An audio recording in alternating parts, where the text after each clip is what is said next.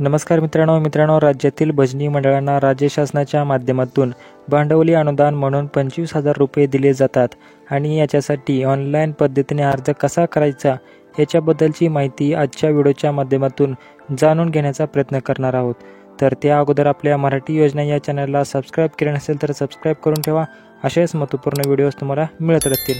तर मित्रांनो, सांस्कृतिक कार्य विभागाच्या माध्यमातून राज्यातील भजनी मंडळ असतील, आराधी मंडळ असतील किंवा इतर जे काही कलाकार आहेत, तर अशा कलाकारांना मानधन दिले जातात। वेगवेगळ्या योजना राबवल्या जातात आणि याच्यामधीलच एक महत्त्वाची अशी योजना म्हणजे भजनी मंडळांना दिलं जाणार भांडवली अनुदान। मित्रांनो, याच्यामध्ये भजनी मंडळांना हार्मोनियम खरेदी असेल किंवा वीणा असेल, टाळा असेल किंवा अजून काही भजनाचं साहित्य खरेदी करायचं असेल तर त्यासाठी भांडवली अनुदान म्हणून 25,000 रुपयांचं एक वेळचं अनुदान दिलं जातं आणि याच्यासाठी 2025 ते 26 या आर्थिक वर्षामध्ये 18,000 भजनी मंडळांना हे अनुदान दिलं जाणार आहे आणि याच्यासाठी 23 ऑगस्ट 2025 ते 6 सप्टेंबर 2025 या कालावधीमध्ये ऑनलाईन पद्धतीने अर्ज मागवण्यात आलेले आहेत। तर मित्रांनो, आदिती सुनील तटकरे यांनी काय सांगितले आहे ट्विटरच्या माध्यमातून ते जाणून घ्या।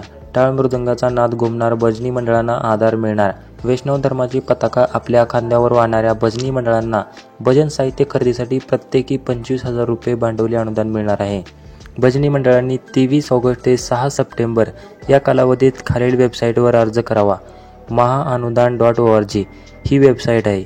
जास्तीत जास्त भजनी मंडळांनी या सेवेचा लाभ घ्यावा, यासाठी आदिती सुनील तटकरे यांनी ट्विटरच्या माध्यमातून ही माहिती सांगण्यात आलेली आहे। महाअनुदान या वेबसाईटच्या माध्यमातून हे अर्ज भरवून घेतले जाणार आहेत। तर या वेबसाईटची लिंक तुम्हाला या व्हिडिओच्या डिस्क्रिप्शन बॉक्समध्ये दिलेली आहे, महाअनुदान.org।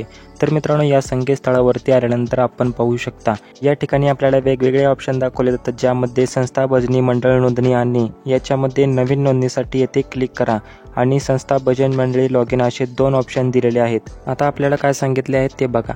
यामध्ये आपली पहिली नोंदणी झालेली नसेल तर नोंदणी करावी लागेल आणि नोंदणी झालेली असेल तर आपण लॉग इन करू शकता। आता नोंदणी करावरती क्लिक केल्यानंतर आपल्याला काय विचारले जाणार आहे ते बघा।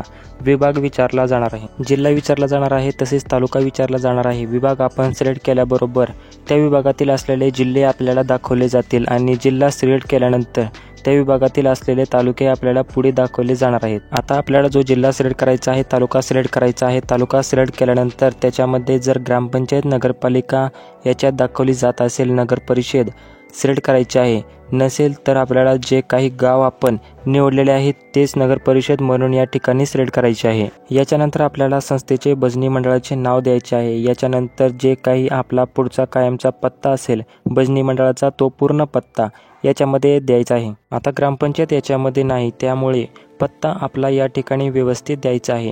याच्या खाली मोबाईल नंबर द्यायचा आहे। आता याच्यामध्ये नोंदणीमध्ये जो मोबाईल नंबर आपण द्याल त्याच मोबाईलवरती एक OTP पाठवला जाणार आहे आणि तोच मोबाईल नंबर आपला लॉग इन क्रमांक असणार आहे, म्हणजे लॉग इनचा युजर ID हाच नंबर असणार आहे। याच्या खाली आपल्याला ईमेल ID असणार आहे, ते ईमेल ID टाकून घ्यायचे आहे। ईमेल ID टाकून घेतल्यानंतर त्यावरती सुद्धा एक OTP पाठवला जाणार आहे। तर अशा प्रकारे ही सर्व माहिती भरून घ्यायची आहे। तर ही सर्व माहिती भरून घेतल्यानंतर खाली सबमिट करून घ्यायची आहे। तर मित्रांनो, अशा प्रकारे तुम्ही भजनी मंडळाचे जे अनुदान आहे त्या अनुदानाचा लाभ घेऊ शकता। तर मित्रांनो, अशा प्रकारे ही एक महत्त्वाची माहिती आहे। आपल्या सर्व मित्रांना हा व्हिडिओ नक्की शेअर करा। धन्यवाद।